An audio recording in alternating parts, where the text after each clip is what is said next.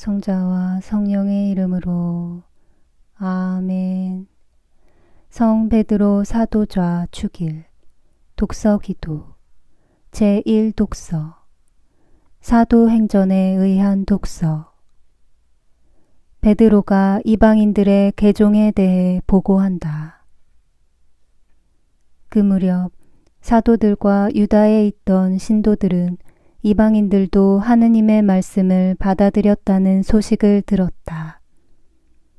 베드로가 예루살렘으로 올라갔을 때 할례를 주장하는 파에서 그를 비난하며 왜 당신은 할례 받지 않은 사람들의 집에 들어가서 그들과 함께 음식까지 나누었습니까? 하고 따졌다. 베드로는 그 동안에 일어났던 일들을 처음부터 차근차근 설명해 주었다. 내가 요파시에서 기도를 드리다가 무아지경에서 신비로운 영상을 보았는데 큰 보자기와 같은 그릇이 내 귀퉁이에 끈이 달려서 내려오다가 내 앞에서 멈추었습니다. 그 속을 자세히 들여다 보았더니 땅에 있는 4발 가진 짐승과 산짐승과 길짐승과 하늘의 날짐승이 있었습니다. 그리고 베드로야, 어서 잡아먹어라 하는 음성이 들려왔습니다. 그래서 내가 절대로 안 됩니다. 주님, 속된 것이나 더러운 것은 한 번도 입에 대어본 적이 없습니다. 하고 말했더니 하늘에서 다시 하느님께서 깨끗하게 만드신 것을 속되다고 하지 마라 하는 음성이 들려왔습니다. 이런 말이 3번이나 오고 간 뒤에 그것들은 모두 다시 하늘로 들려 올라갔습니다. 바로 그때 가이사리아에서 나에게 심부름 온 사람 3이 내가 머물러 있던 집에 찾아왔습니다. 성령께서는 나에게 망설이지 말고 그들을 따라가거라 하고 말씀하셨습니다. 나는 여기 있는 신도 6사람과 함께 그들을 따라가서 고르넬리오의 집에 들어갔습니다. 그때 그는 우리에게 이런 말을 들려주었습니다. 그가 보니까 천사가 자기 집에 나타나더니 요빠로 사람을 보내어 베드로라는 시몬을 불러오너라. 그가 너와 내 온 집안이 구원받을 말씀을 해줄 것이다. 하더라는 것입니다. 내가 말을 시작하자 성령이 처음에 우리에게 내려오셨던 것과 같이 그들 위에도 내려오셨습니다. 그때 나는 요한은 물로 세례를 베풀었지만 여러분은 성령으로 세례를 받을 것이라고 하신 주님의 말씀이 생각났습니다. 이와 같이 하느님께서는 주 예수 그리스도를 믿은 우리에게 주신 것과 같은 선물을 그들에게도 주셨는데 내가 누구이기에 감히 그 하시는 일을 막을 수 있었겠습니까? 그들은 이 말을 듣고 잠잠해졌다. 그리고 이제 하느님께서는 이방인들에게도 회개하고 생명에 이르는 길을 열어주셨다 하며 하느님을 찬양하였다. 베드로, 나는 네가 믿음을 잃지 않도록 기도하였도다. 네가 나에게 다시 돌아오거든 형제들에게 힘이 되어 다오. 너에게 그것을 알려주신 분은 사람이 아니라 하늘에 계신 내 아버지시로다. 네가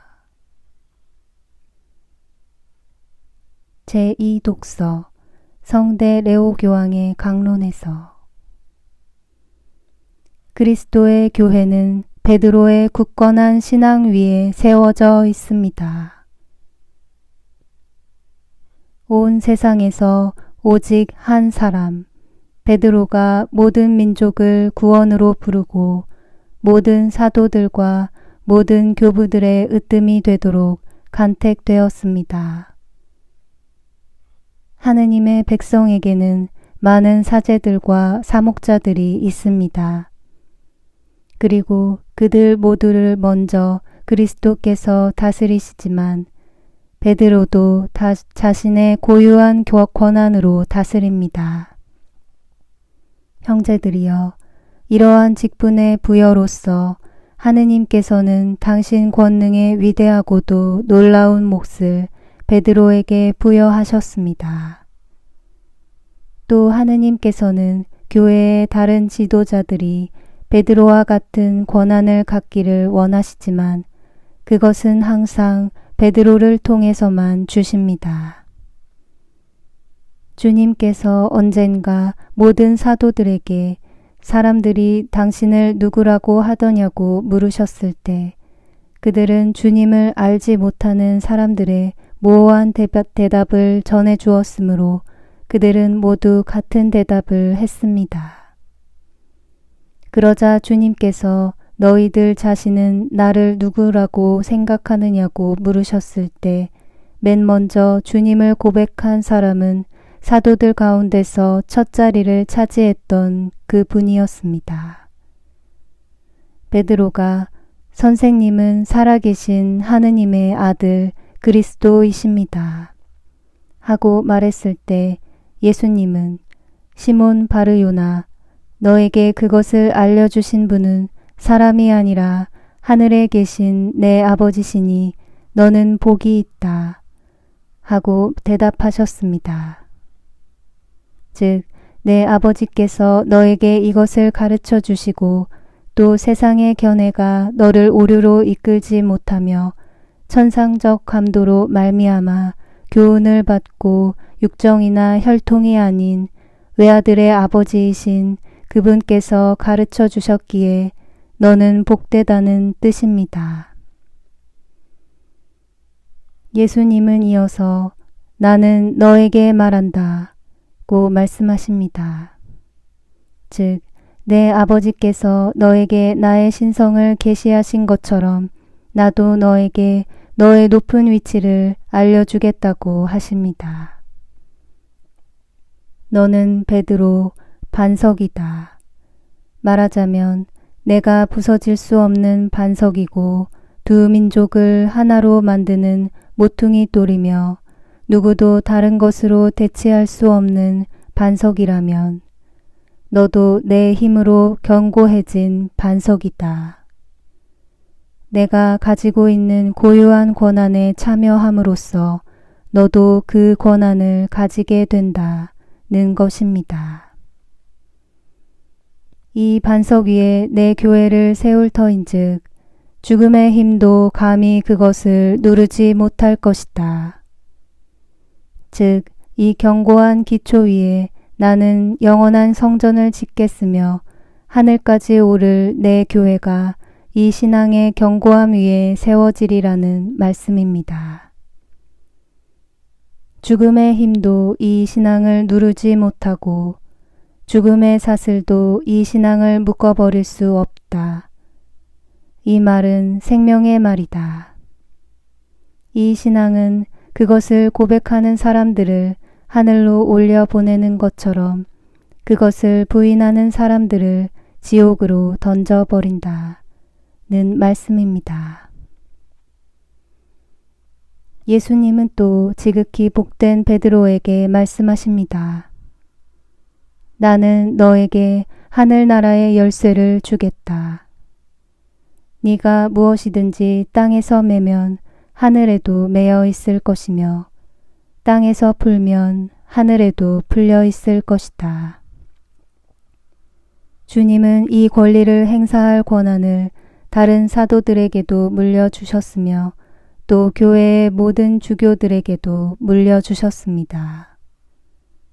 그러나 모든 이들에게 나누어 줄 권한을 한 사람에게 위임하시는 것은 의미 있는 일입니다.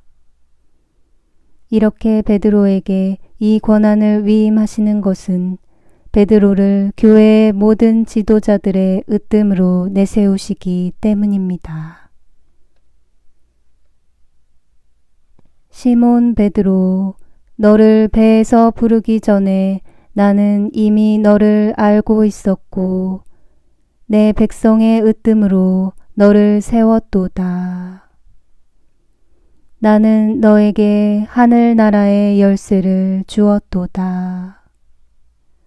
네가 무엇이든지 땅에서 매면 하늘에도 매여 있을 것이며 땅에서 풀면 하늘에도 풀려 있을 것이로다. 나는 기도합시다. 전능하신 천주여, 당신은 사도 성 베드로의 신앙 고백을 주추 삼아 그 위에 우리를 굳게 세워주셨으니 우리로 하여금 어떠한 혼란 중에서도 당황하지 않게 하소서.